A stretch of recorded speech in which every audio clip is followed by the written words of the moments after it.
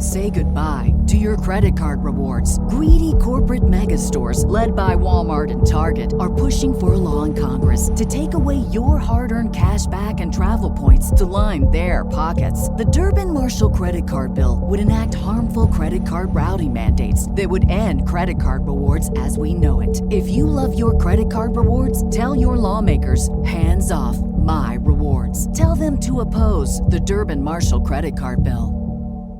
Have you made the switch to Knix? Millions of women have made the switch to the revolutionary period underwear from Knix. That's Knix. Period panties from Knix are like no other, making them the #1 leak-proof underwear brand in North America. They're comfy, stylish, and absorbent, perfect for period protection from your lightest to your heaviest days.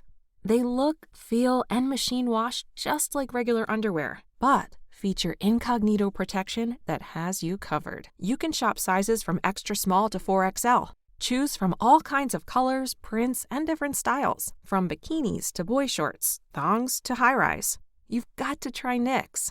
See why millions are ditching disposable, wasteful period products and have switched to Knix. Go to knix.com and get 15% off with promo code TRY15. That's Knix.com, promo code TRY15 for 15% off life-changing period underwear. That's knix.com.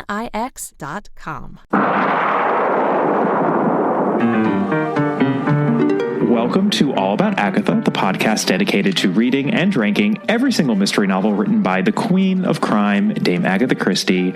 I'm Kemper Donovan. I'm Catherine Broback. And, sometimes we start these episodes by saying, today we're not going to be discussing a novel, but instead a short story, or today we're not going to be discussing a story at all, but doing a very special interview.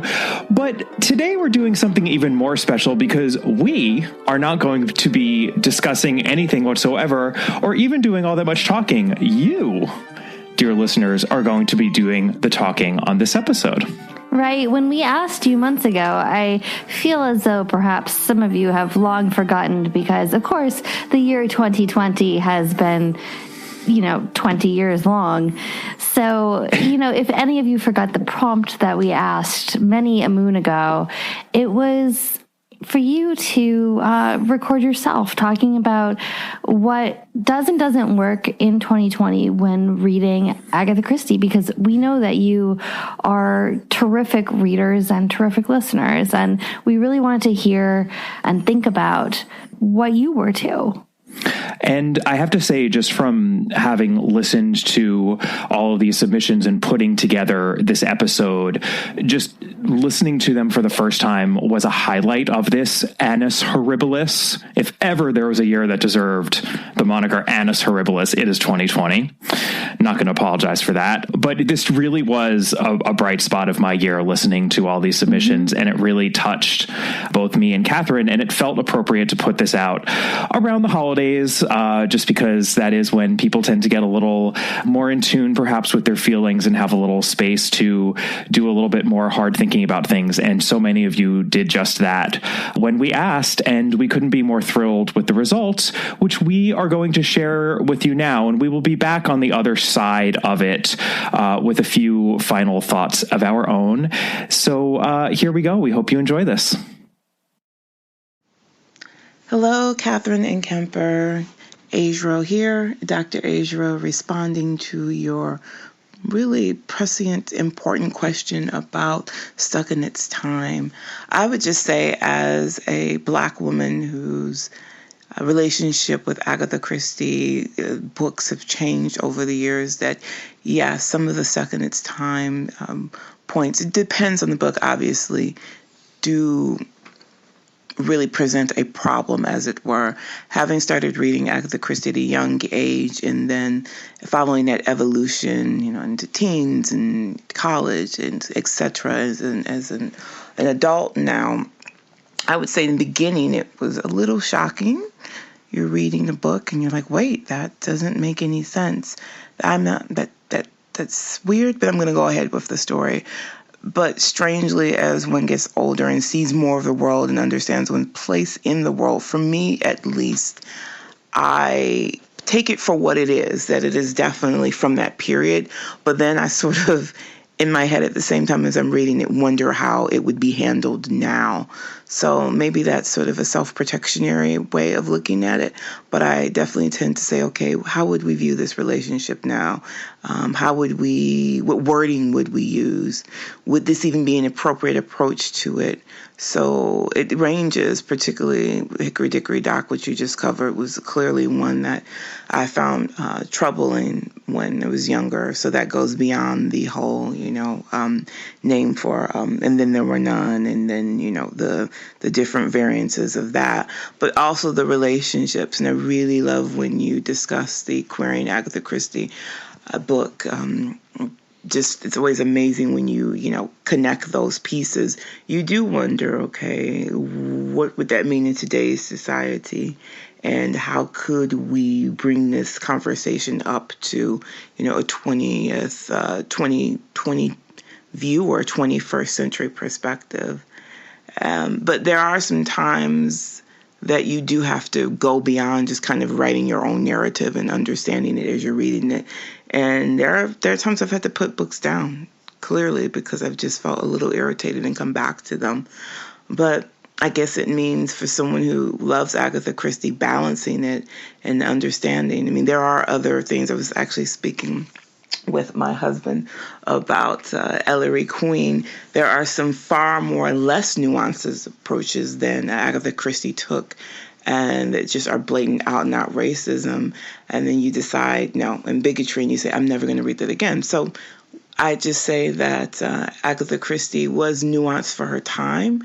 There is improvement, definitely, and you kind of, decide book by book which one you are able to navigate your way through. Hello again. One short thing. Was listening to the Dead Man's Folly episode, and it reminded me of a trip my sister and I took to the Greenway Estate a few years back. There was a piece of Yoruba art, Yoruba ethnic group from Nigeria, and our family has a bit of a knowledge of African art, including Nigerian and Yoruba specific art.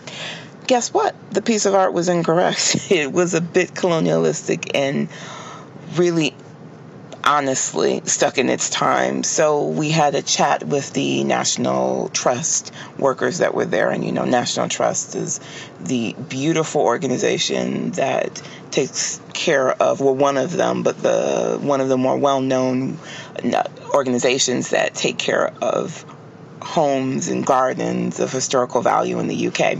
Anyway, we talked with them, we left, sent an email, and we're told that they were going to update the information on the piece.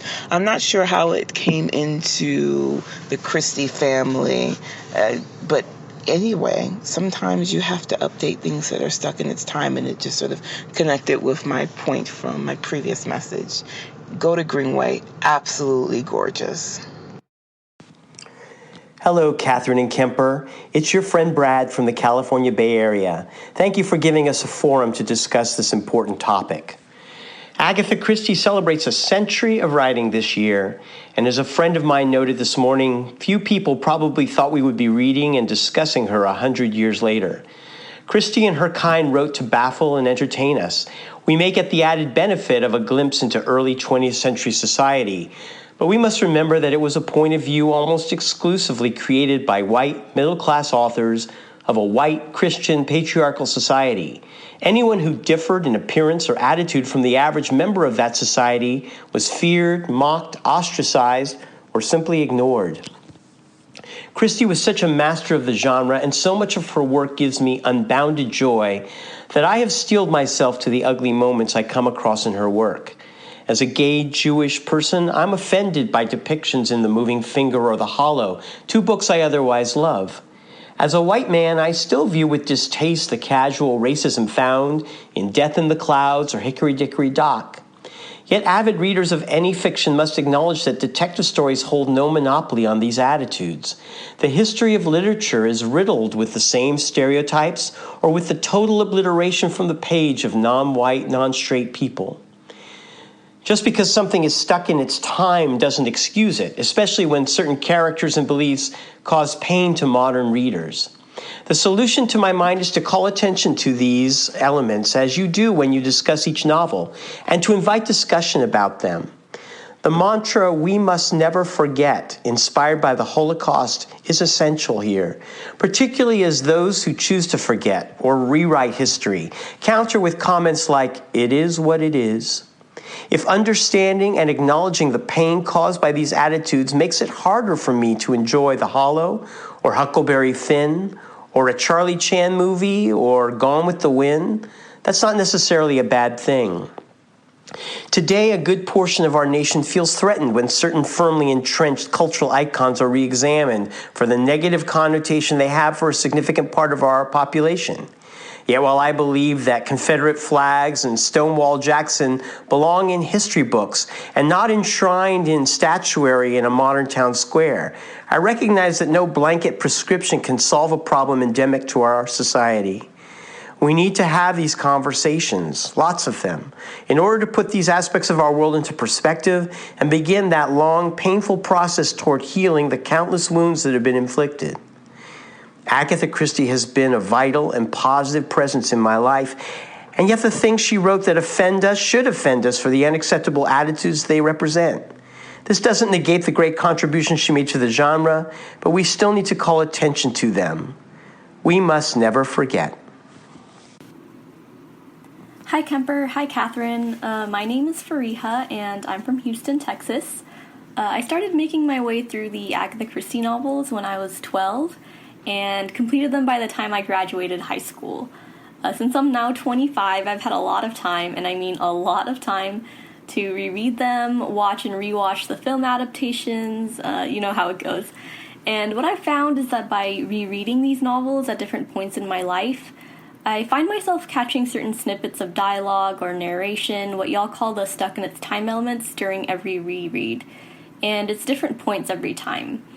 What I've also found is that when I was younger, I was more ready to reconcile or maybe forgive the novels for their lapses, because they were so brilliant in their construction and execution of the mysteries, the depth of the characters, and so on. And this actually mirrored how I've sometimes had to handle maintaining a relationship and sometimes just politely talking to people in my own extended family. I was born and raised in the U.S., and my parents emigrated from Bangladesh in the late 80s. And most of my family are hardworking, loving, traditional Muslim people. And as you can imagine, I have lots of family members who, because of the way they were brought up, because of their lack of exposure to a diverse set of people, have thoughts and opinions that can definitely measure up to some prize Christie stuck in its time zingers. And as a young American person myself, who considers herself a feminist, an LGBTQ ally, and having generally liberal social views, I found myself in the position over and over again where I've had to have tough but necessary conversations with my family on race, gender equality, mental health, and so on. It can be hard to have these conversations because you love your family and you don't want to hurt them, but you also want them to understand how sometimes what they say and think can deeply affect the people around them, and ultimately keep a whole community back from truly embracing what makes humanity special. Sometimes I'm successful, sometimes I'm not, but at the end of the day, it's still worth it to make sure that dialogue happens. I guess in answer to y'all's question on how do I come to terms with Christie stuck in its time elements, is that I think about the novels as members of my own family. I love them because I've grown up with them. I can see the good, the brilliant, the funny bits, but I can also see the ugly and the ignorant bits. And I know I can't have a constructive conversation with a book, but what I can do in my own mind is acknowledge that they're multifaceted. Thank you both so much for putting out such a great podcast. It's one of my absolute favorites, and I hope y'all are continuing to stay safe. Bye. Hi, Donovan and Catherine. This is Daniel from Melbourne, Australia. So obviously the main thing that people will be talking about when it comes to Agatha Christie's work being of its time is the underlying and often overt racism. This comes in the form of both there being no non-white characters and also in the more insidious form of stereotypes or racist caricatures. This is one reason why I actually prefer the Miss Marple stories to Poirot, because Miss Marple is almost always contained to the village and her stories aren't as likely to feature any awful stereotypes because, well, everyone in the village is white. There's a terrible colonialist streak to Christie's writing, obviously, and I think that comes out most frequently with Poirot's stories. I'm currently rereading Death on the Nile, and for a novel set in Africa, there are no real African characters, but there are a lot of horrid remarks about servants and the people who actually live in Egypt. So even in this travelogue story, there's only really white characters, but these racist stereotypes keep cropping up. For me, as an Australian, Peril at End House also features a fairly offensive set of Australian characters who turn out to be criminals, seemingly for no other reason than in the 20s and 30s in England, Australia was still thought of as a prison colony, which is a very English idea of Australia. However, there are other things in Christie that are just as of its time as The Prejudice. There's the class aspects that modern readers maybe overlook, but are actually essential to her understanding of the world. But for me, the big of its time thing that strikes me in Christie is the approach to criminology and police work. This actually almost bothers me more because it happens so often and for longer stretches in the novels.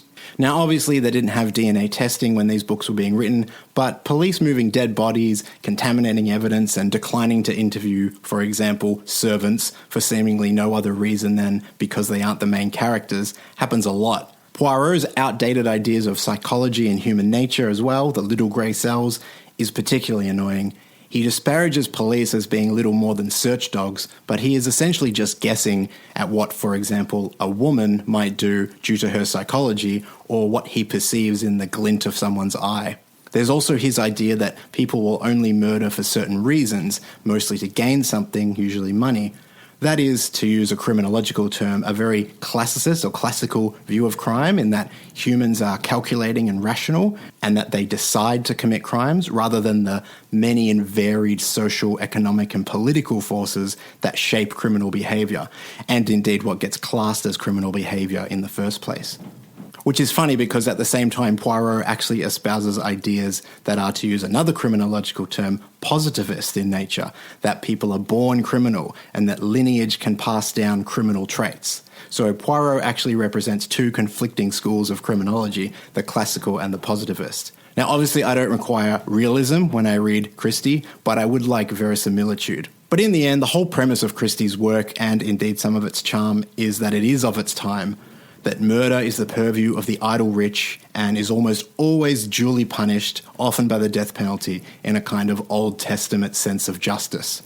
And when the detective has correctly induced the murderer, nobody cries innocence. The jig is up. I don't even know if Poirot's evidence would hold up if his murderer had clung to their story that they didn't do it. Miss Marple certainly wouldn't. But that's not why we read Christie. We want the puzzle mystery. That's the buy-in.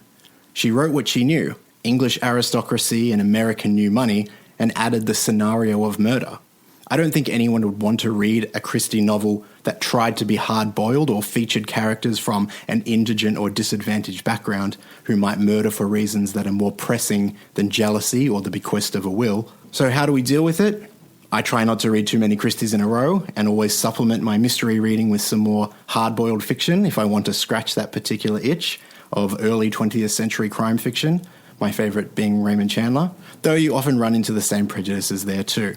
So I try to read a more diverse selection of writers as well. But I guess the main thing is to not excuse these things, but to notice them when they're happening, to decide whether it's a choice by Christie to include something and whether she's making a statement about a character or whether she is actually expressing her own prejudice, inadvertently or otherwise. We can still read Christie, we just have to be responsible and reflexive about it. Thank you. Hi, I'm a listener of your podcast from Turkey. There are certainly many troubling elements of Christie's novels. And then there were Nan's original title, mysteries that take place in exotic Middle Eastern settings but don't have any Middle Eastern characters, anti-Semitic stereotypes, the belief that the blood tells, the portrayal of servants, etc. Perhaps because I'm not from an English-speaking country, these antiquated beliefs fascinate me. I see them as a reflection of the society that these books portray.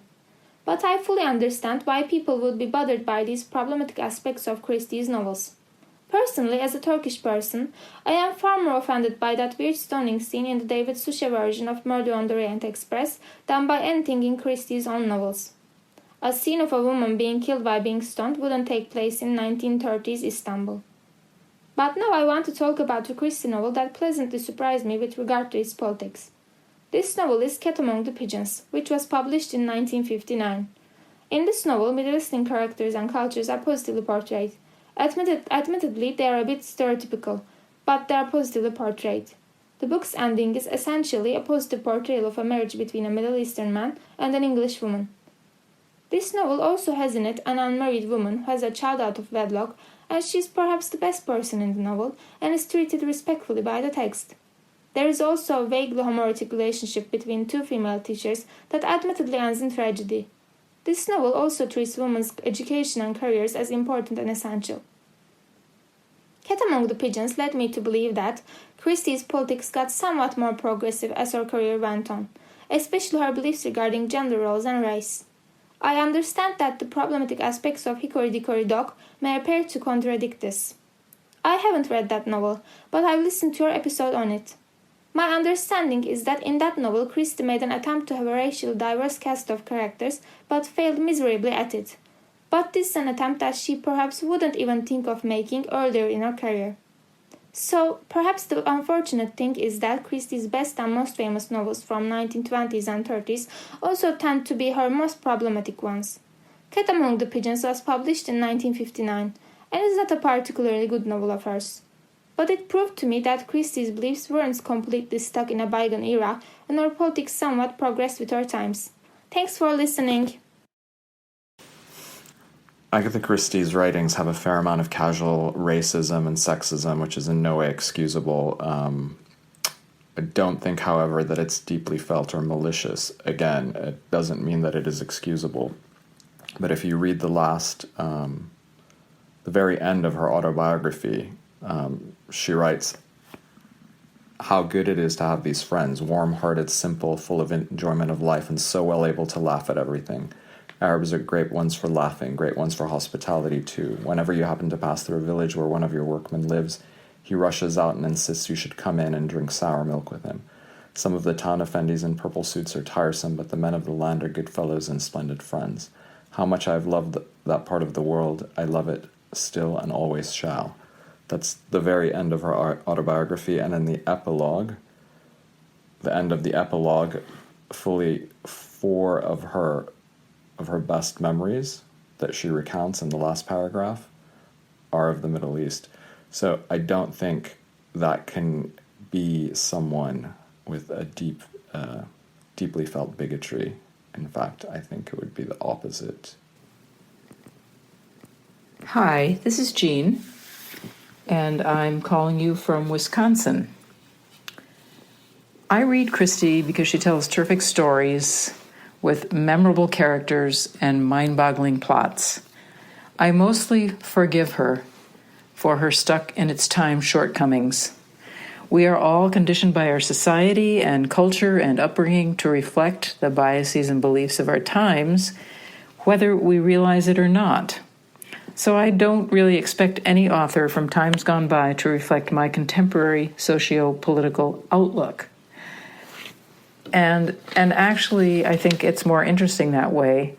It's part of what makes literature enjoyable and educational, learning how other people from other times saw the world. Also, since I'm female, if I couldn't stomach prejudice in literature, there would not be much left for me to read. Women through the ages have pretty much been restricted to the roles of Madonna or whore, if they even appear. Mostly, they don't. So yes, I notice it when Christie descends into stereotypical prejudices, such as those toward Jews and gays, and I don't like it. But it doesn't keep me from enjoying her work as a whole. The exception to this is her treatment of Marlene in Dead Man's Folly. That just made me gag and left me with a distaste for that book, despite the great job she did in it with Ariadne Oliver and Mrs. Folliot. Having said this, I'd like to also point out how Christie's 2 most important creations, good old Hercule Poirot and Miss Marple, totally defy the stuck-in-its-time designation. With these 2, she transcends her times as few authors do. Poirot is a foreigner in Britain, and he outclasses all the Brits he works with. He rejects all the hardy, outdoorsy, macho aspects of British males and nonetheless prevails every time. And he's very aware of the way Brits are stereotyping him and cleverly uses their prejudices toward him as a foreigner to manipulate them to his own ends. It's just brilliant and funny. Christie does the same with Miss Marple, one of the greatest creations ever, and a very contemporary one at that. Who has ever taken an elderly woman seriously? They didn't in Christie's time, and we still don't in 2020. But Miss Marple also prevails. She's smarter than the rest of them. She quietly observes, she listens, she notices, and while she's pink and fluffy on the outside, she's got no illusions about human nature. Like Poirot, she knows she's not taken seriously, and she takes full advantage of this to accomplish her goals. I imagine them both chuckling heartily to themselves when no one's looking. So while it's disappointing to encounter Christie's prejudices, it is also thrilling to experience her two stereotype-shattering detectives. Thanks for listening. Bye-bye. Hello, Kemper and Catherine. My name is Jess. I am recording from the UK in a little town called St Leonards-on-Sea. Very Christie-ish, very deco vibes down here. I just wanted to respond to your question about the stuck in its time element of Christie and how we navigate that in 2020. So I thought I'd use the example of my book club because we've been contending with this very same issue. So I am in a Poirot book club that is made up of millennials. So we are university friends that all realised we were closeted Christie fans and have come together in our mid to late 20s to have a Poirot book club. And so we've had it for about a year. Obviously, a lot has happened in the last 12 months that has brought a lot of the stuck in its time elements to the fore. So the way that we have countered it is we decided that for every Christie book we read, we will also be doing secondary reading or watching from a creator of colour that links up thematically.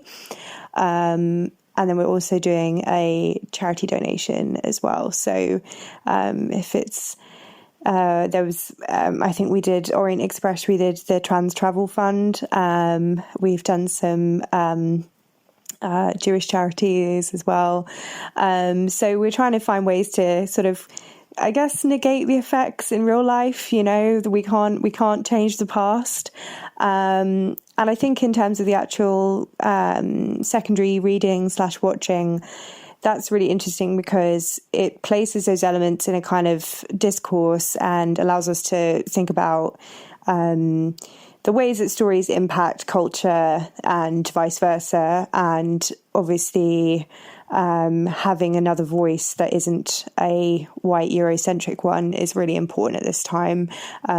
So even if we're not yet at the stage of bringing in crime writers of colour, just because some people can't read 2 novels in a month or 6 weeks, which is fair enough, we found that it's a good compromise. So so that's what we're doing. Thanks very much. Hello, my name is Kathy. I live in Central Florida, and I really enjoy your podcast. I'm a huge fan of Agatha Christie, have been for many years, without giving my age away. I enjoy her storytelling, but I'd like to discuss her take on adoption. You call it stuck in its time. I don't think even in Agatha Christie's time, the way that she talks about adoption is the way it was. If you adopt a child, that child is your own. She kind of treats it like somebody purchasing an object that they can discard. Like I said, even when I was younger, I thought that was a bit odd. Just to let you know, I currently have 2 biological children and 1 adopted child. I love them all 3 the same. And I'm pretty sure back in Agatha Christie's day, people who adopted children thought the same way. So I'm not sure where Agatha got her information about adoption from, but I still love her storytelling, and I still think she's a great author.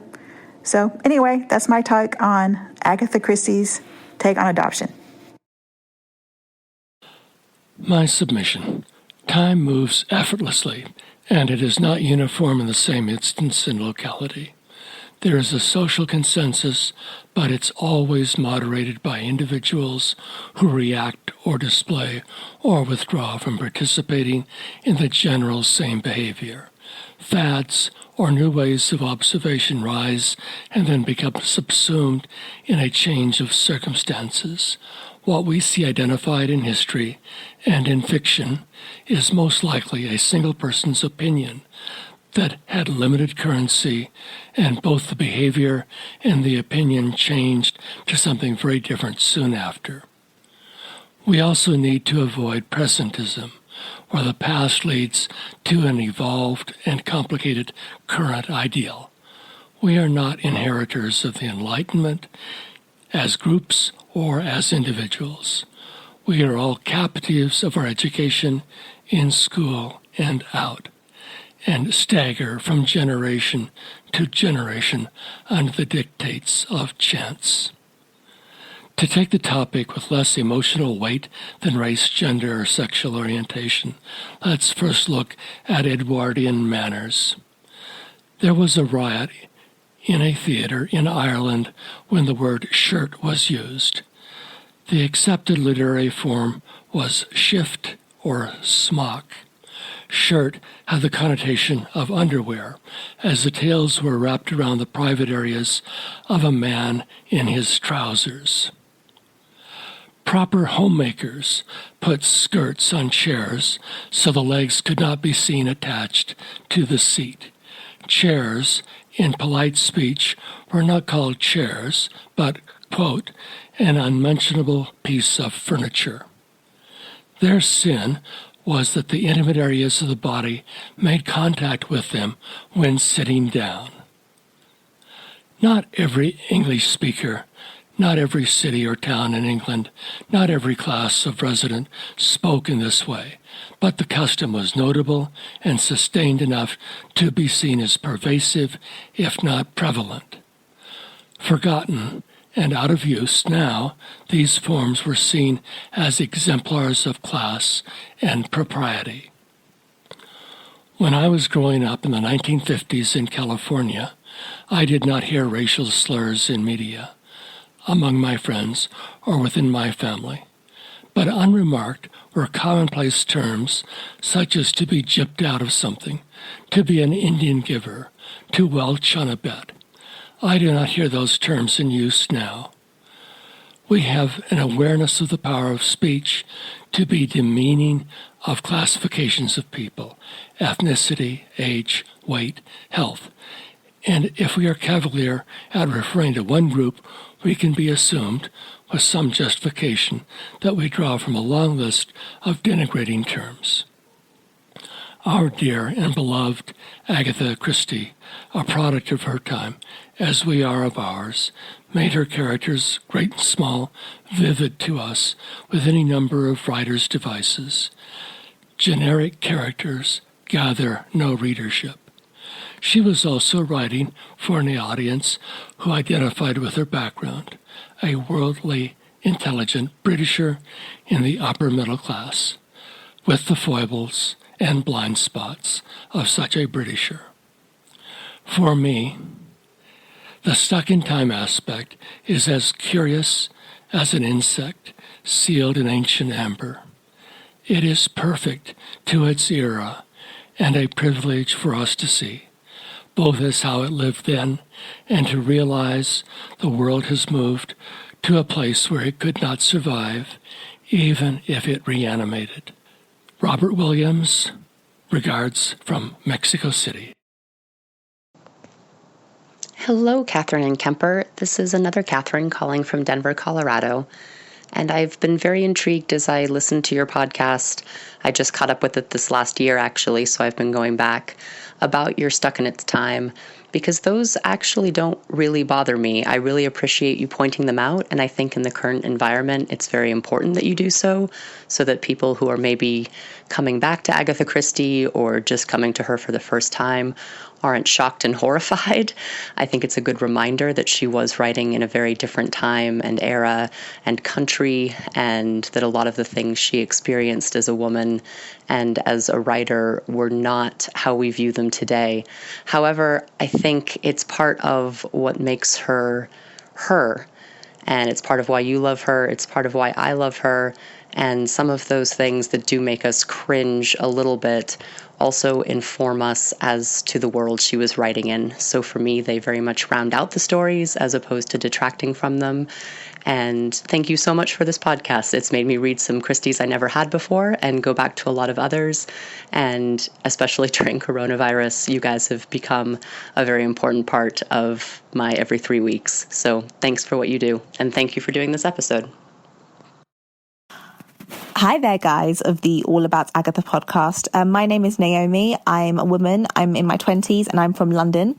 I'm also mixed race, so I'm a woman of colour. And I am sending this voice note in response to your query on Spotify about how I view, as an Agatha Christie fan, my relationship to her work and in terms of how she writes about race, which is very much of its time. So, first of all, I think I cannot, nor will I, excuse the way that she often depicts other cultures. I cannot and will not excuse the original title of And Then There Were None.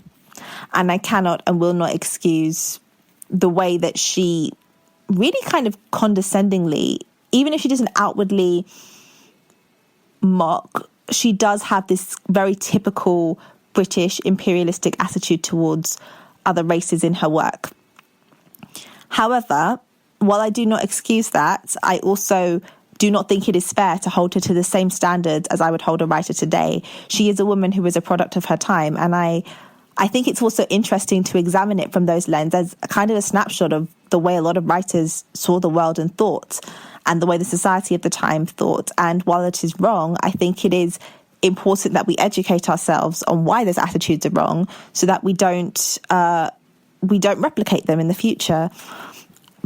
I think, however, in spite of all of that, I think Agatha Christie is rather an interesting case, because I think, whether she consciously knew it or not, I think she does have some rather interesting views on diversity.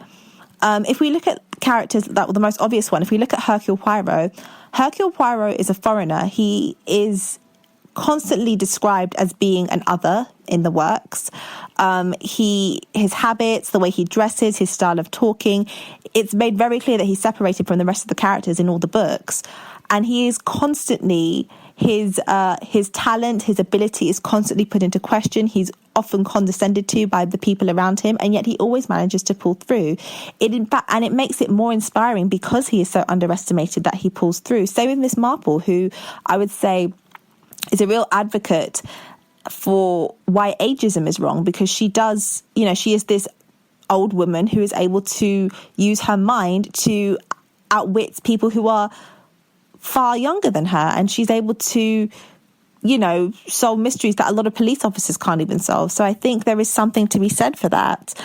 And I think she is very interested in kind of deconstructing the idea of the underdog and the kind of oppressed being able to work the system, as it were, and manipulate it to their own ends. I mean, probably one of the most obvious examples is Romaine Volve from Witness for the Prosecution, who explicitly says that she used the British inbuilt bias against foreigners to achieve her goals. So I think in that sense, Agatha Christie was at least aware of the condescension and discrimination in British society and was definitely questioning it. I also think that when she writes certain characters who do hold that extreme bigoted view, for example, if we think about Philip from Ordeal by Innocence, there's a quote in the book where he is discussing why he thinks Tina could be a suspect. And one of the things he says is something along the lines of, she's a dark horse and it's I'm paraphrasing, but essentially says it's due to the part of her that is not white. And Philip is never portrayed in the book as being correct or being a likable character, and neither is a character like Emily Brent or Simeon Lee from Hercule Poirot's Christmas. So the characters that do hold those views, she does frame in a negative light, and the audience doesn't, or the reader doesn't tend to root for them. So in that sense, I think she, again, does show that kind of viewpoint, while not necessarily challenging it as she could have done, she does acknowledge that it's wrong and there is something negative and twisted and ugly about that. And I do admire that. I do admire the fact that she's even willing to acknowledge it on some basic level. Also, she does something which I don't even think she was fully aware of at the time, which is that she created a book that, to my knowledge, is one of the first Western, fully led POC murder mysteries. Death Comes at the End as a period piece means that the entire cast of characters in that book are not white. When they make the movie, which I think is supposed to be coming soon, I don't know what the status of that is, but when that movie is made, it will be cast with a POC cast, and that's going to introduce her work to an entirely new generation.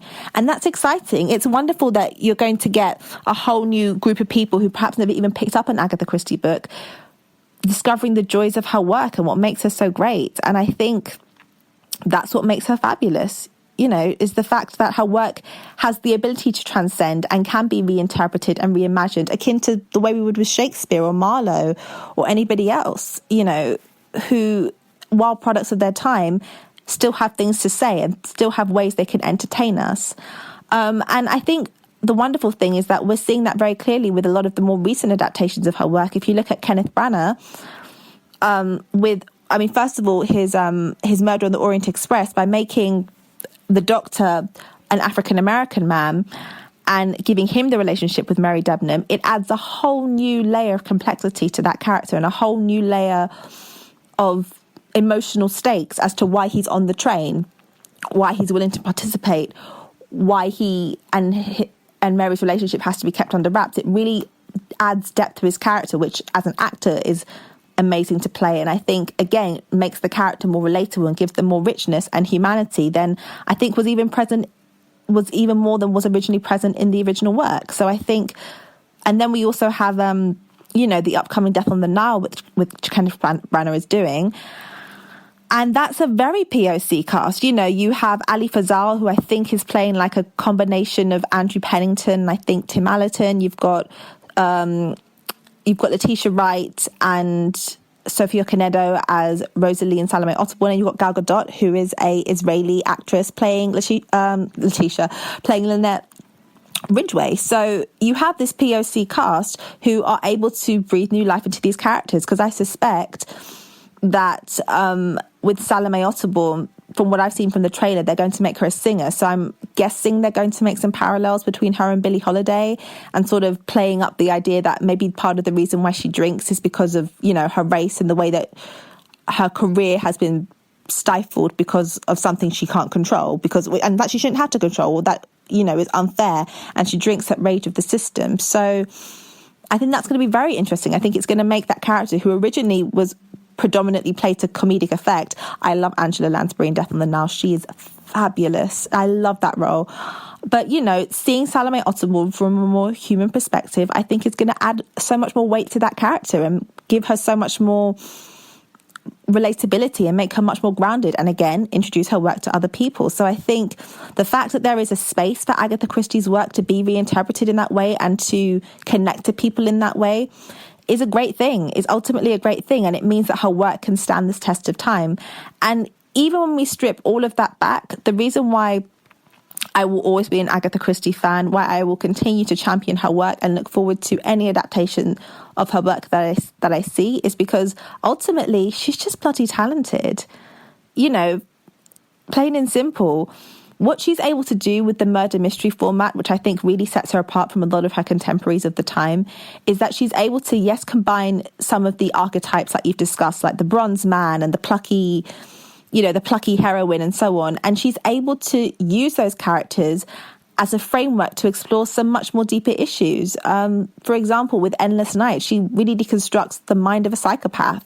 With Ordeal by Innocence, she explores the idea of adopted families. You have stories like The Hollow, where she explores the idea of sex and sexuality and the dangers of that, and extramarital affairs, which of course, she probably drew from her own life experiences, right down to And Then There Were None, which is a masterclass book, not just because of the ending and the way it really was a game changer in a lot of aspects, but because it is ultimately a book that is not just about the murders, but it's a examination about the concept of guilt and the concept of accountability and what is justice. Same with Witness for the Prosecution. That's very rich, complex themes for a whodunit. That's incredibly unique. And I think that intelligence, especially like if you look at Poirot and his love of psychology and human behavior, that sort of level of richness and detail in her work is what separates her and what makes her work so good and makes it so wonderful to read and reread and re-examine. And I love that. I love seeing the attention to detail that she puts in her work. I love seeing how she's able to, yes, maybe take similar themes and characters and keep twisting them around and playing with the format. And that she's not afraid to, push buttons and, change the rules of the game to keep us on our toes. To this day, Crooked House is one of the few books I've read where I got to the ending and I literally yelled. I was in total shock at the ending. I never would have guessed it. And that's just the kind of writer she is, that she's able to invoke a response from me as a 21st century, millennial who is reading a book that was written years before even my parents were born. So that's incredible. And that's just the kind of writer she is. She is brilliant. And I look forward to seeing her work continue to be criticized and continue to be analyzed and continue to be readapted and just continue to find its way. But I definitely think she's a writer that will last the test of time. I think that she deserves to. I think she is one of our great British writers. And I look forward to continuing to hear your podcast and hearing you break down all the wonderful and maybe not so wonderful parts of her work and just keeping the conversation going. Have a wonderful, wonderful rest of your week, guys, and stay safe. This episode is brought to you by Best Fiends. What are you doing for the holidays, Catherine? What month is it again, Kemper? That's a reasonable question. But the availability of eggnog leads me to believe that it is December. And at the end of this long year, I continue to think about the ton of enjoyment provided by the hit mobile puzzle game Best Fiends. Howie the Lizard, during this time, he's graduated to a bit of a long beard and, he's taken to wearing only wizard robes. And we should probably have a conversation about that at some point. But, it's the holidays. So I feel like my gift to him is to wait until the new year to suggest a razor, maybe some pants. Well, that sounds like a lovely idea. And what do you think his gift to you will be, if you had to guess? Oh, well, it's the continued fun of battling festively dressed slugs, of course. I'm so glad that you have that, Catherine, as do many of our listeners. And if you haven't gotten it yet, yes, you, dear listener, engage your brain with fun puzzles and collect tons of cute characters. Trust me, with over 100 million downloads, this 5-star rated mobile puzzle game is a must-play. Download Best Fiends free on the Apple App Store or Google Play. That's friends without the R, Best Fiends.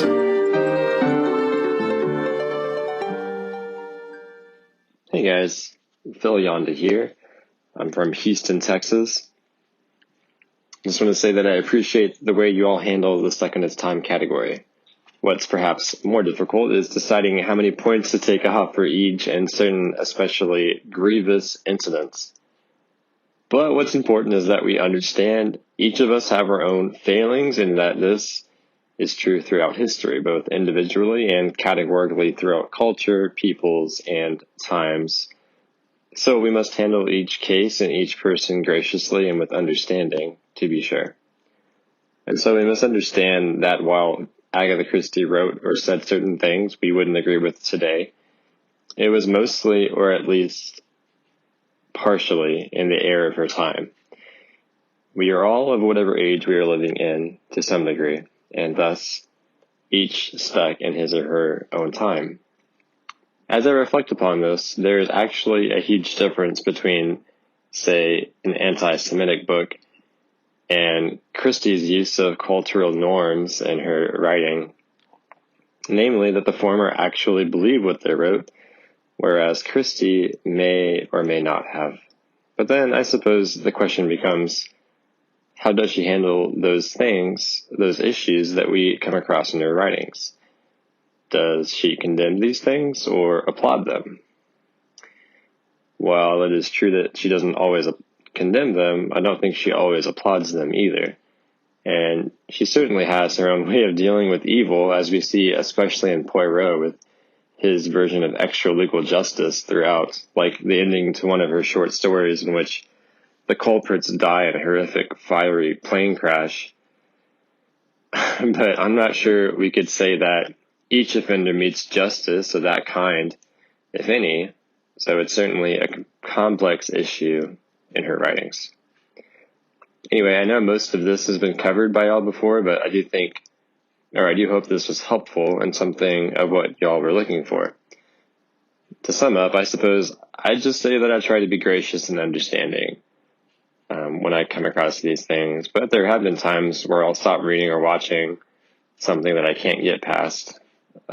Usually this is for excessive content, questionable content and moral issues, though, not stuck in its time type things. So I appreciate you guys, and I'm looking forward to going through more of Christie's works with you all. Peace. Hi, Catherine and Kemper. This is Sarah from Germany. First off, I have to say that as a Christie enthusiast, finding your podcast has been one of the highlights of quarantine for me, so thank you. And I also wanted to say I appreciate your aim in putting this episode together, since, as you say, it's a conversation that can definitely benefit from having more than one voice. The question of whether one can ethically enjoy artwork that contains problematic elements and or whose author holds problematic views is one I've thought about a lot. And it's definitely something I keep in mind when I read Christie.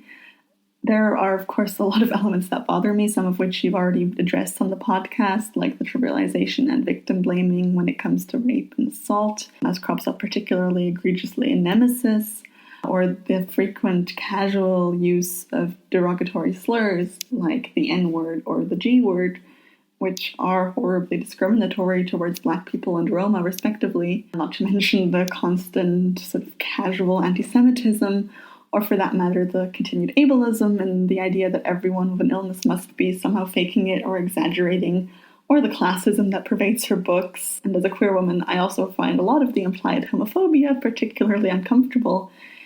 So yeah, there are 2 points I want to make. First, I feel like the term stuck in its time makes things too easy, since it implies that we've moved beyond those problematic elements now, whereas all these forms of discrimination are unfortunately still very much around today, and we absolutely do have a responsibility to act and try to change that in 2020. As the Black Lives Matter movement has so necessarily highlighted, systemic racism is a central issue across the globe. Just last week, Jacob Blake was murdered by police, and 2 protesters were murdered by a vigilante teenager in the US. And here in Germany, there were massive protests over the weekend, which included a lot of right-wing extremists and Nazis. So to say those elements of Christie are stuck in their time lets us as readers of today off the hook. What I've attempted to do is to be as aware as possible when reading of these problematic aspects. Having already read almost all of Christie's books a few years back, I also try to see which aspects did not strike me as problematic back then, but do now upon rereading, and reflect on why my own biases might not have made me as aware of these issues, and what biases I still hold today and need to work on. And yeah, despite this, and keeping this in mind, I find myself able to enjoy Christie's work. I don't believe art is a question of all or nothing, that a work must either be perfect or dismissed entirely. The question for me is the impact of consuming and engaging with a work, and I feel like a comparison with another author whose work I used to love might be helpful in explaining this point of view, and that would be J.K. Rowling. In Rowling's case, you kind of can't support or engage with Harry Potter without amplifying her power and platform to some extent, because she's so interconnected with the franchise, and her power derives from the fandom around her work. Given the repeated horrifically transphobic messages she's touted recently and the very real harm that results from these, that's a hard ethical problem to resolve. And personally, I've felt like I ultimately had to let go of my love for Harry Potter because anything else just felt unethical to me, since it would add to Rowling's influence and ultimately her power to do harm. However, unlike Rowling, first off, Agatha Christie is dead, so enjoying her work now does not lend any power to any potential harm she could do in the future. And also, unlike Rowling, Christie has never deliberately aimed to use her platform to actively advocate against any marginalized groups, as far as I'm aware. I think it is crucial to engage critically with Christie's work and the harmful narratives it perpetuates at times. I don't think it's ethically really possible to read her work and say, oh, this is perfect, there's nothing problematic about this. But I do believe it's possible to reconcile that knowledge and that critical reading with an enjoyment of her work and her genius as a mystery writer. And so that's sort of where I've stood.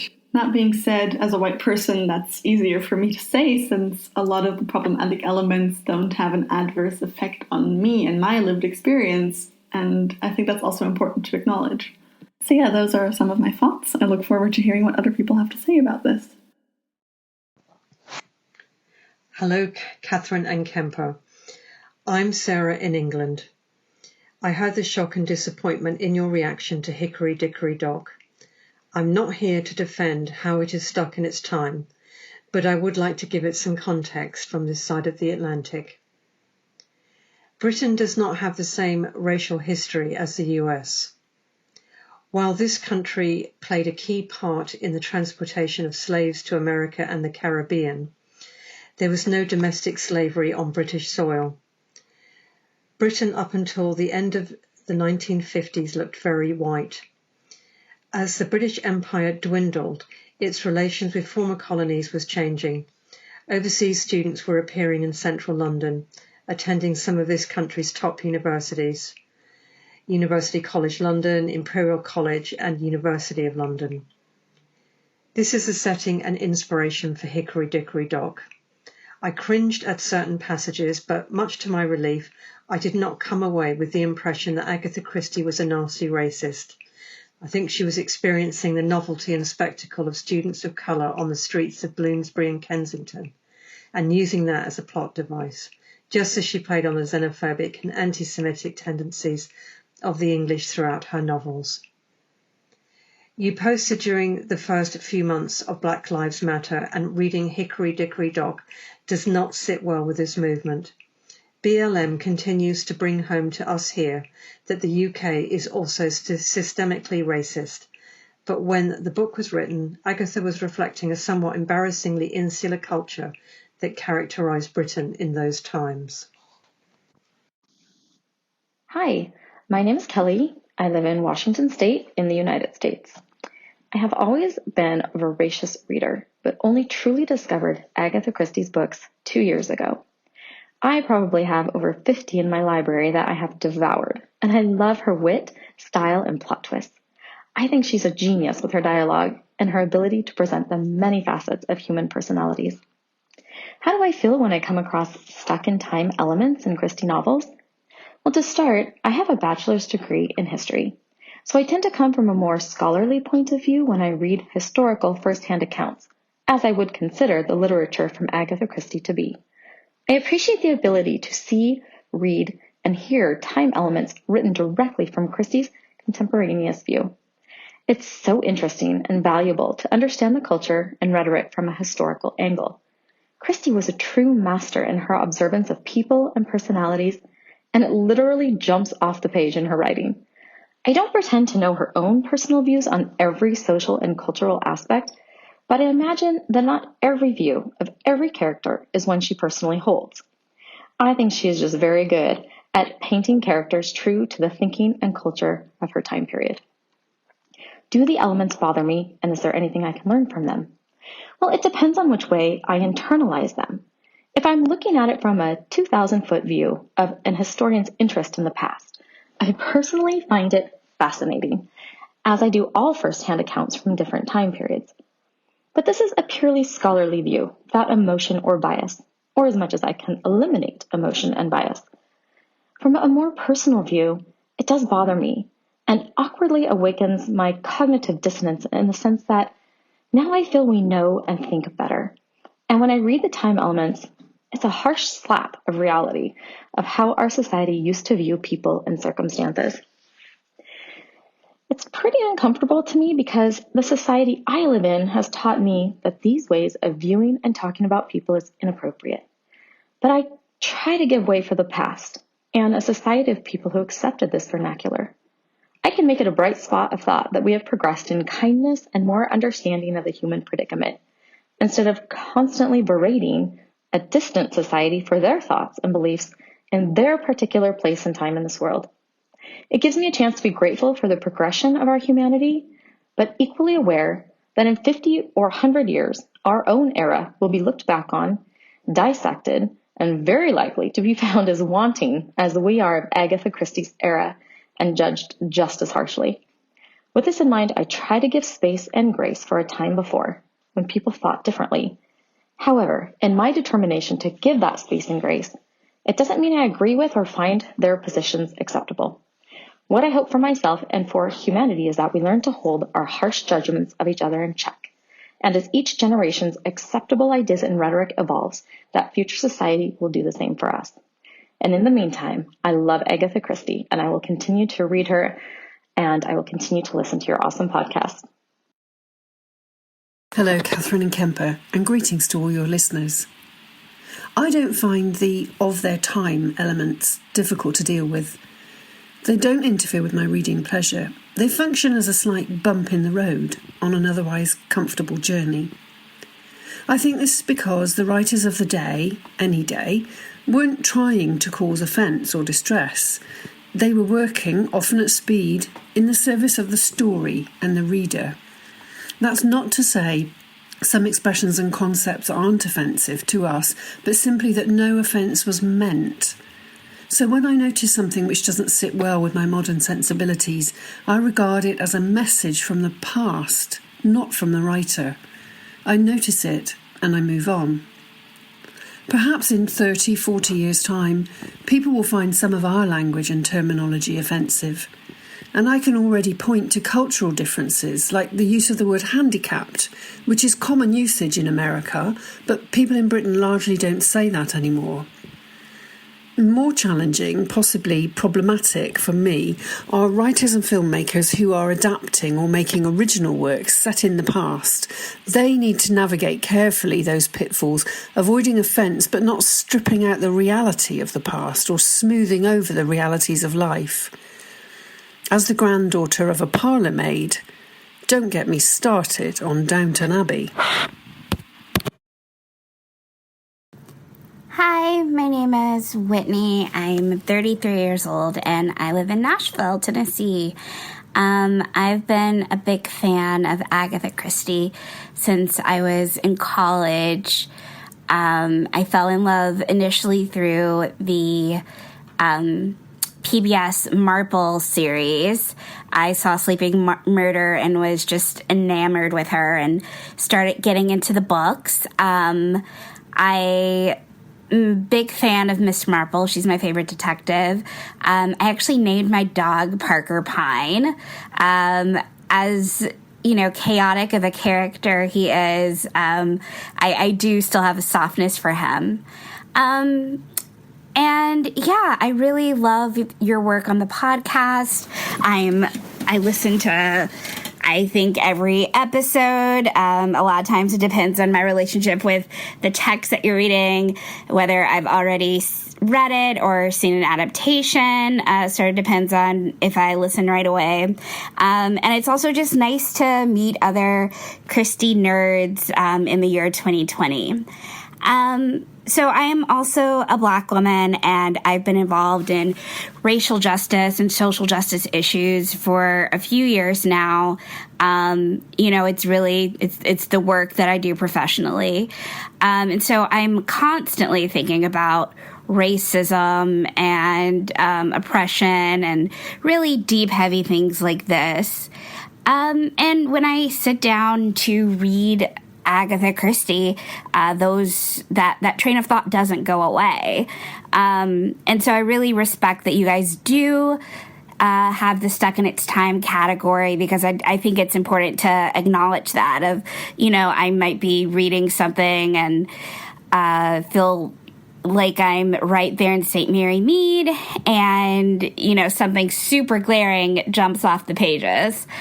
And yeah, it is difficult. But the way that I handle it is honestly, I appreciate it because I feel like it's a historical document. I've recently converted some of my friends to reading Agatha Christie during quarantine, and that's been a similar sort of statement from them, is that it feels like you're reading a history book of this is how people talk. And I think, especially when it comes to issues of class and race, it's sort of an intimate portrait that I don't think you can get from just a pure history book. One of my favorite things is And Then There Were None, where they make the cook for them right after his wife has died. There's no expectation that he get the day off. And it shows you the culture of that time so well. And it's also, really great at depicting how the war affected life in England. And so, yeah, I think you just sort of have to have a balance. And, I'm not going to ever excuse Christie for some of the terms she used. Obviously, people were fighting racism and fighting for Black liberation, during the time that she was writing these novels. So it's not necessarily that these were foreign concepts that you should treat people of color with dignity. But it is important to just note that this is where she was, and these are the people that she decided to create. Do I think that future generations should continue to read Christie?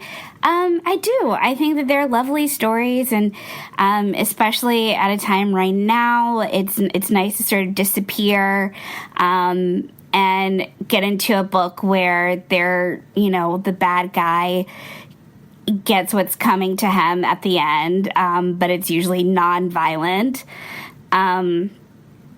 But I hope that people continue to engage critically with the text, because, there is a lot there. And, we shouldn't give a free pass to historical figures just because they lived in the past.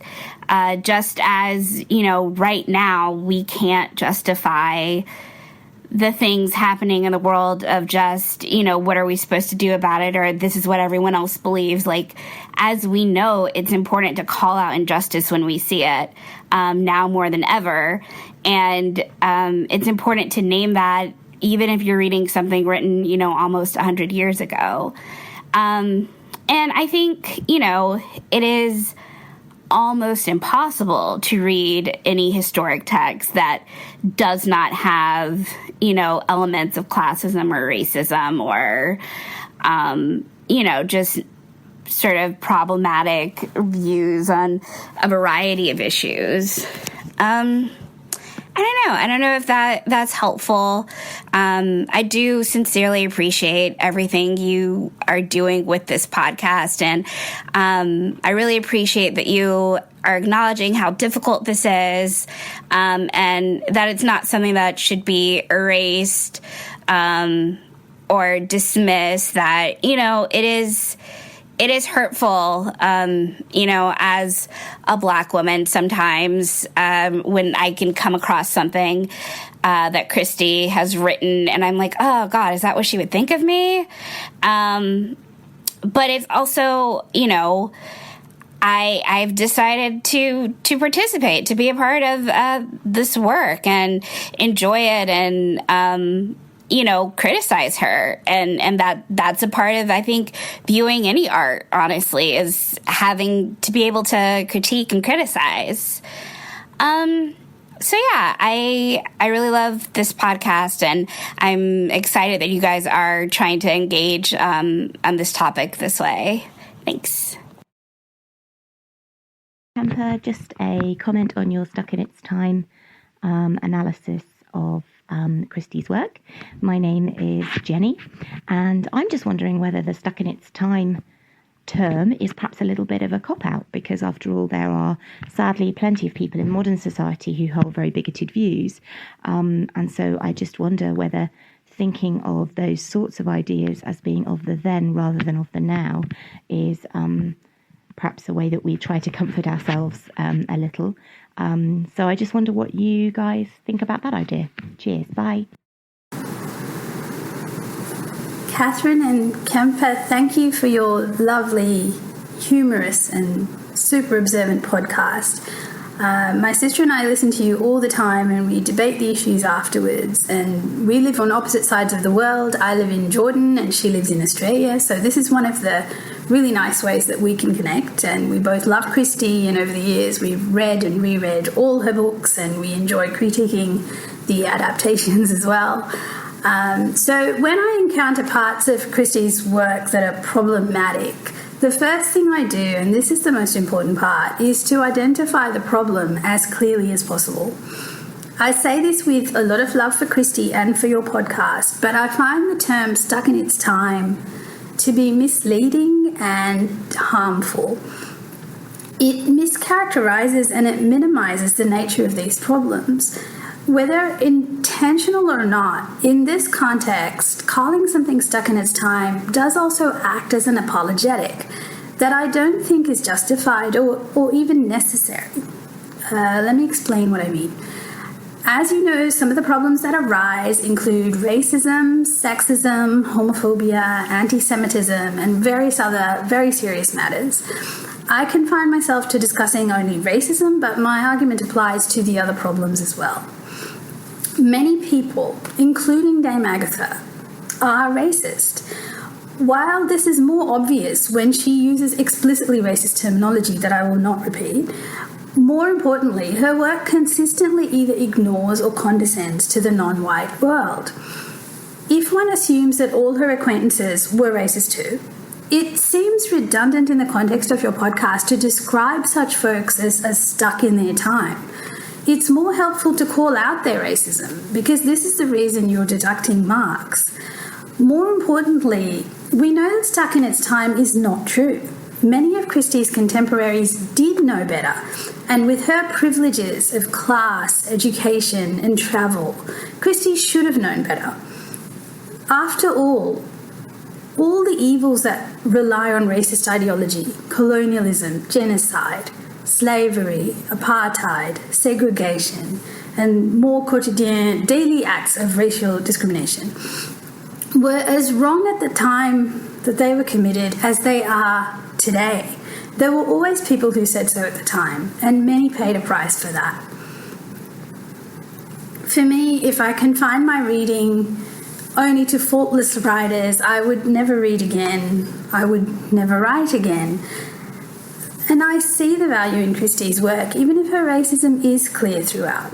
As someone whose antecedents were British and American, Christie's was a life of privilege that derived from systemic racism. So, of course, she was incentivized to reproduce it. Yet she was also ingenious and entertaining and moving and comforting and insightful and funny. And for me, all of this makes her worth reading, despite serious flaws. For other readers, her racism may be simply inexcusable, and that's understandable too. My point is that calling such flaws stuck in their time instead of racism obfuscates what is being balanced against what. More importantly, stuck in its time also obfuscates who is making the judgment call. As someone who is racialized, my judgment of her racism comes from a different place from that of someone who is not racialized. I think it's best for each of us to take full responsibility for our own positionality and what exactly we're balancing against what when we say it's worthy to promote such writers, in spite of whatever the named flaw might be. And if we can't live with that decision, then we should stop promoting them. Hi, my name is Julie. I live in Oakland, California. Thanks so much for your great podcast and this great question for listener feedback. I like the phrase stuck in its time because it's a somewhat generous framework that allows us to acknowledge problematic approaches to race and gender and sexual orientation and so many of the myriad complexities of our human condition in a way that invites discussion and that is not necessarily as polarizing as calling something out as racist or sexist or misinformed. Stuck in its time gives us a way to point to the fact that Agatha Christie, a white person of privilege and means in 1934, just had some of these ideas baked into her worldview. And I don't think we solve anything by canceling Christie or turning on each other for the pleasure we find in reading her. When I say someone like Christie is stuck in her time in regards to race, for example, to me this means that she unapologetically puts white people at the center of a world in which non-white people can be included, but only as minor and poorly drawn characters in that white person's story. And so people of color become stuck in their time as well, but with different implications, without the ability to tell their stories or have their own perspectives and version of themselves published and promoted and made part of those cultural norms too. And for Christie specifically, as we see repeatedly with Poirot, this is not just about white people, but is even more localized to be about white English people. You know, Hercule Poirot faces some discrimination because of his foreignness and his accent, but he's the classic example of the exception that proves the rule, in that he's so incredibly exceptional that he's tolerated by white society because he's so skillful and is so useful to them, as well as comfortingly being a person of means. So how do we deal with this? How do we engage with the stuck in its time aspects of our wonderful Agatha Christie? I'm going to use another author I adore as a kind of corollary, and that is H.P. Lovecraft. Lovecraft was genius in so many ways, and, you know, his ideas are so influential on fantasy and sci-fi that they're basically canon at this point. He was a racist, explicitly so, and I used to listen to this Lovecraft podcast quite fervently, but their approach to the stuck-in-its-time aspects of Lovecraft was to just say that, oh, that's just what people thought at the time, which is true if by people you exclusively mean some racist white people. Langston Hughes was a contemporary of H.P. Lovecraft and of Agatha Christie, as were Zora Neale Hurston, Richard Wright, James Baldwin, you know, and those are just the writers, not to mention visual artists, dancers, musicians. The Harlem Renaissance was taking place, you know, during the time of Lovecraft and Christie. There were also detective novels being written at that time by African-American authors with black detectives. So when we use the word stuck to describe Lovecraft and Christie, it really is to point out how stuck they were, and willfully so, with all of this other culture going on around them. So one way I engage with Stuck in Its Time is to just continue to expand my understanding of the time, allowing more and more voices and perspectives in, so that Christie or Lovecraft don't have to be the only ones to define what that time is about. You know, I look around at my current world, the cultural moment right now in my country, the United States, and I feel like we are also stuck in our time right now. Some people today hold the same views that Christie and Lovecraft did then. And I like a lot of movies and books and lots of things that just have a lot of these challenges. So the other way I really enjoy engaging with the challenges of Christie and other authors being stuck in their time is with things like Knives Out, which you guys covered in this podcast, and which is a piece of culture that takes everything that is great and magical about Christie, but upends some of the aspects that I find problematic. You guys have identified the never underestimate the help trope in Christie. And so that made watching Knives Out so pleasurable for me, because in Knives Out, the help and a person of color becomes the protagonist, around which all the white people become her supporting cast. It's all of the fun of Christie, all of the things I love about what she does amazingly well, but an iteration of her in which a different voice and perspective gets to have narrative ownership. And I'm happy to report, I'm sure you already know, there's a ton of this that goes on with Lovecraft as well. Right now they have the HBO series Lovecraft Country, but there's been so much that different authors and writers and cultural creators have taken just all of the wonderful stuff about Lovecraft and just neutralized, all of the stuff that makes it difficult. So I guess for me, the answer is just to continue to expand, include more voices, more perspectives, and that lets us keep redefining what a particular time is about. And I think that is how we are able to become unstuck. I really commend both of you for doing exactly that with this request for listener feedback. You are essentially taking the concept of All About Agatha, and by being so inviting and so inclusive, expanding the idea of what Agatha is all about. So those are my thoughts. Thank you so much, you guys. Keep doing what you're doing. It's absolutely wonderful. Thanks a lot.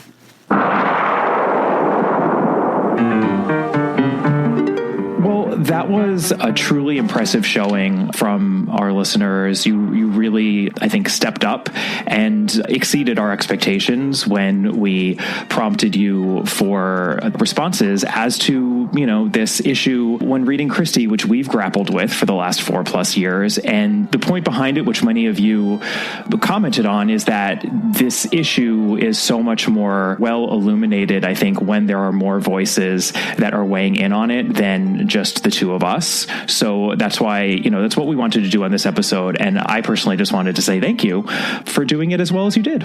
No, and I think that one of the things that we found most illuminating was the diversity of the audience, the number of countries that people left messages from, and the real thoughtfulness, intelligence, and grace in the responses. And especially, again, at the end of a very terrible year for everybody, it was lovely to see people continue to be so thoughtful and considerate in how they think about the world and they think about how they read.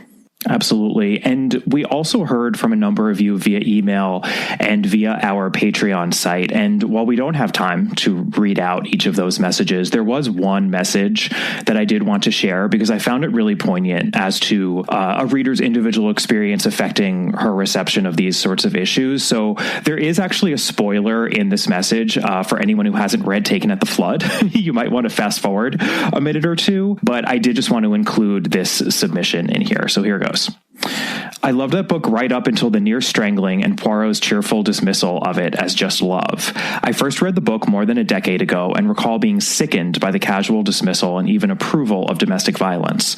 In rereading it, I had a similar experience and really was expecting you to slam that with a major demotion in your Stuck in Its Time category. I was disappointed that it didn't receive a bigger demotion.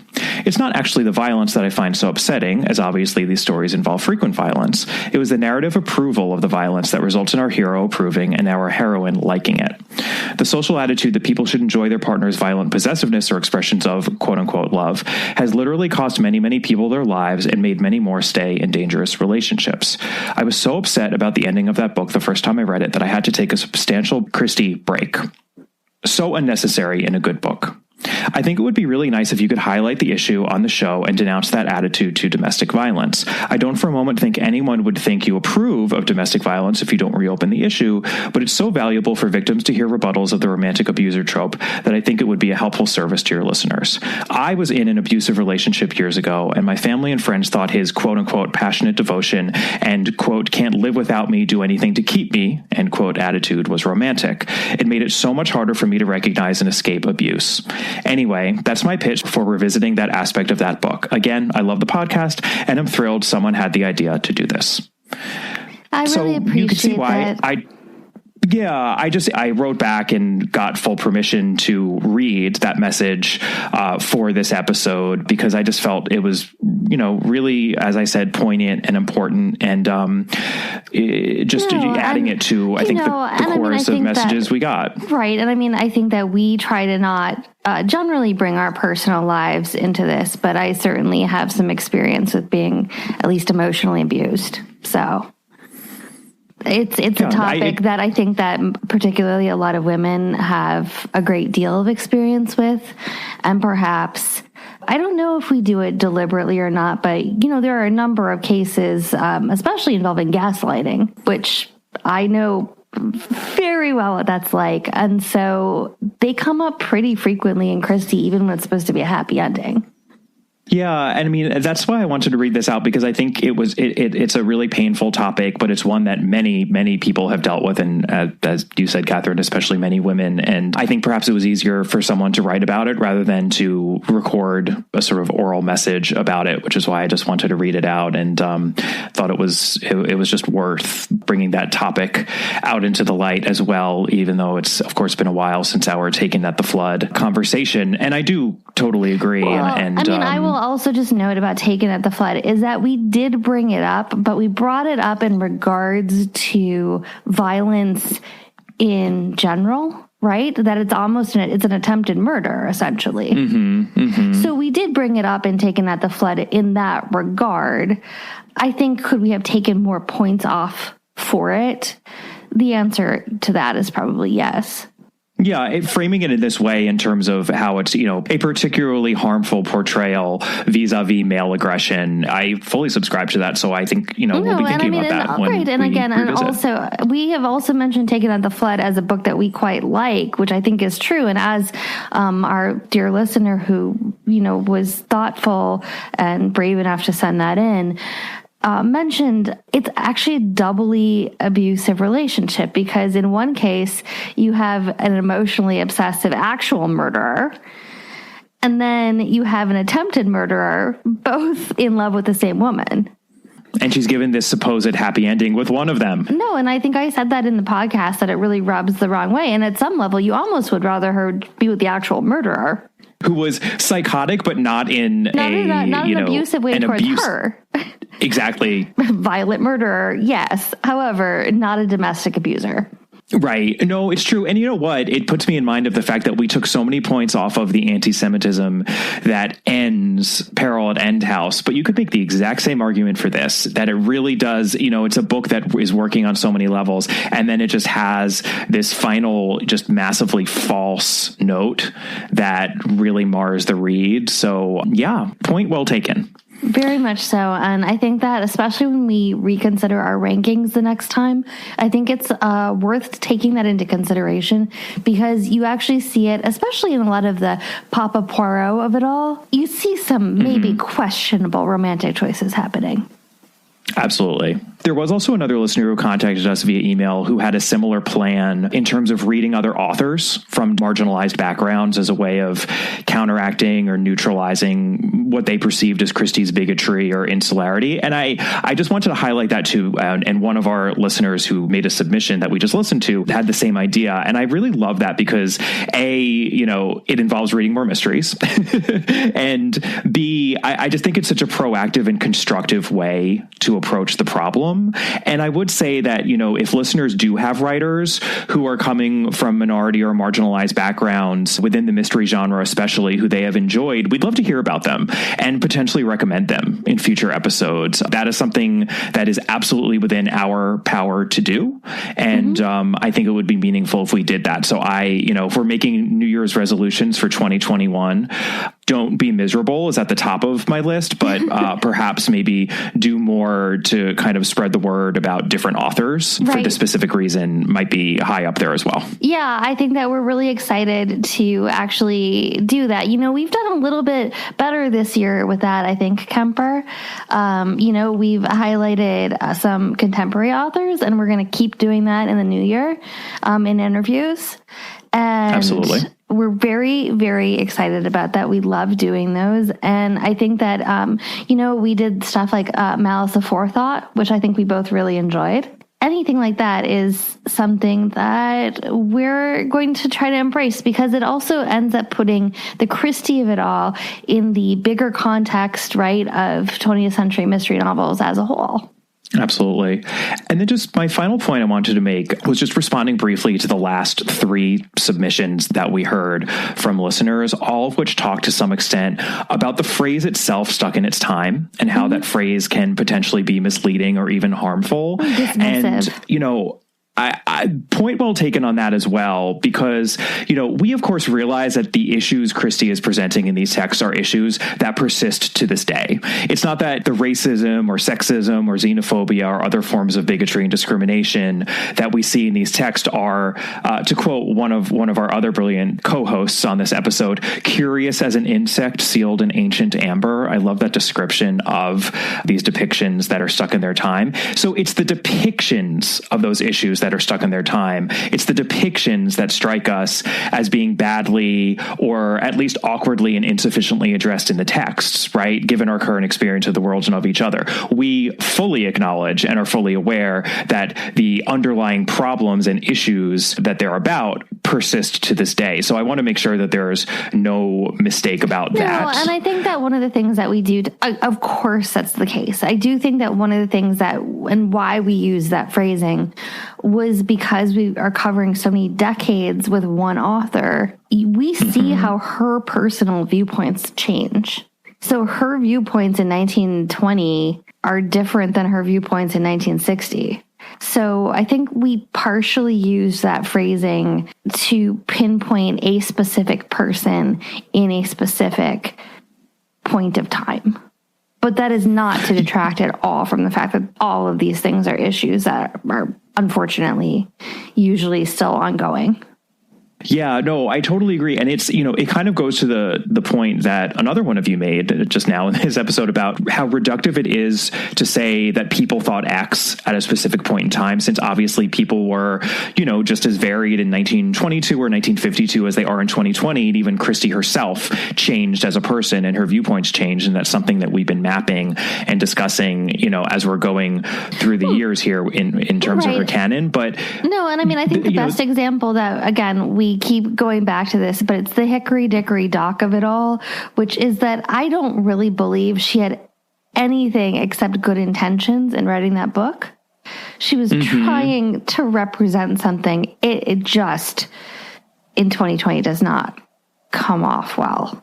Totally. And the idea is, we're not giving Christie a pass because she was writing a long time ago. We're not, in fact, giving her a pass at all, right? No. I mean, that is the whole point of this issue. No, and the point is, as I think another one of you said, what it does is it gives a good lens about what we're saying today.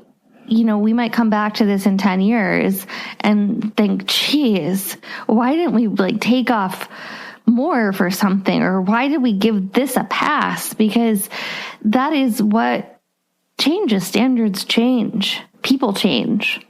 Totally, which is also why we neither give her a pass nor do we condemn her wholesale, right? And I was also really struck by the fact that so many of you in this episode pointed to the same piece of evidence to prove that Christie is so much more than just an insular and bigoted colonialist, which is her longest running detective character. I mean, so many of you pointed out, as so many scholars of Christie do, and rightfully so, that Hercule Poirot is a foreign refugee who English people constantly mock. And then even to a certain extent, her second longest running detective character is an old unmarried woman, one of these quote unquote surplus women, right, of her time, who is consistently overlooked because of her age and her gender. So I love how Poirot and Marple themselves are useful reminders of just how complex this whole stuck in his time issue is when it comes to Christie, because, everything should come back to Poirot and Marple in the end.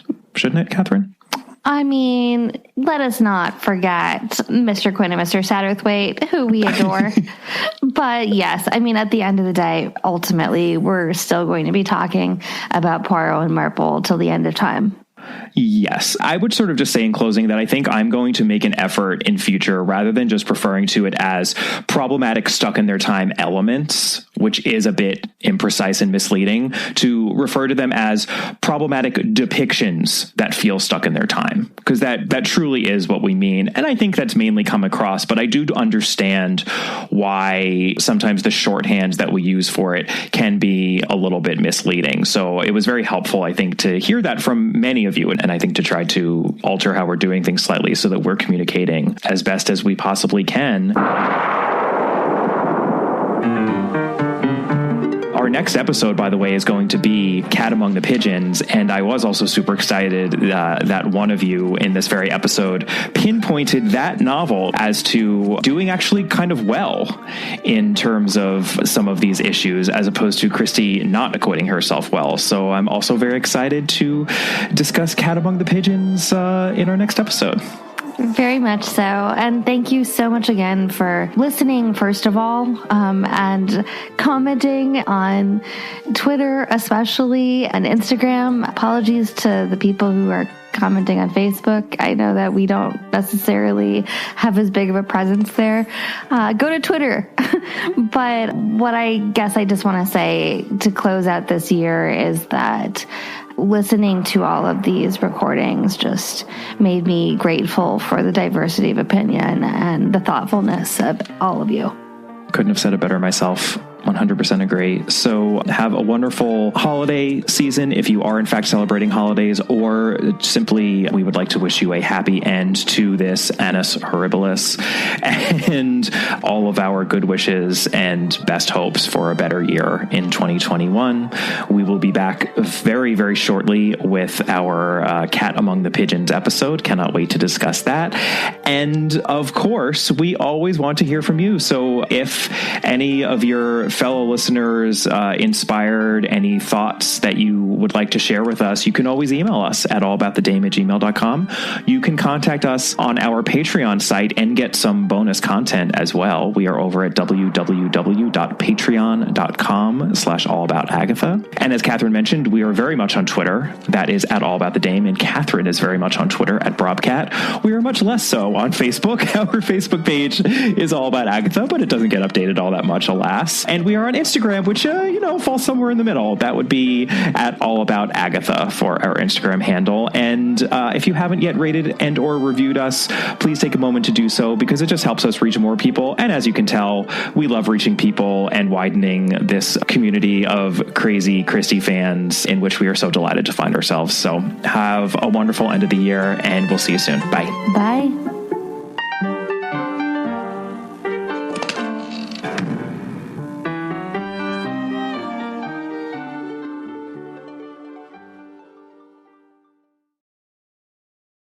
Say goodbye to your credit card rewards. Greedy corporate mega stores, led by Walmart and Target, are pushing for a law in Congress to take away your hard-earned cash back and travel points to line their pockets. The Durbin-Marshall credit card bill would enact harmful credit card routing mandates that would end credit card rewards as we know it. If you love your credit card rewards, tell your lawmakers, hands off my rewards. Tell them to oppose the Durbin-Marshall credit card bill.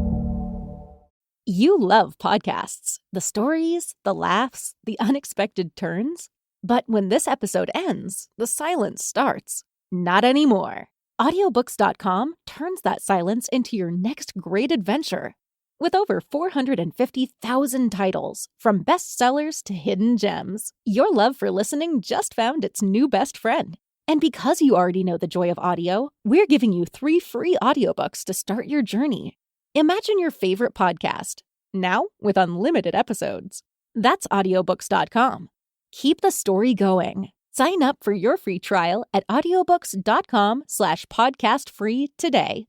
Because for podcast lovers like you, the end of an episode is just the beginning. That's audiobooks.com/podcastfree.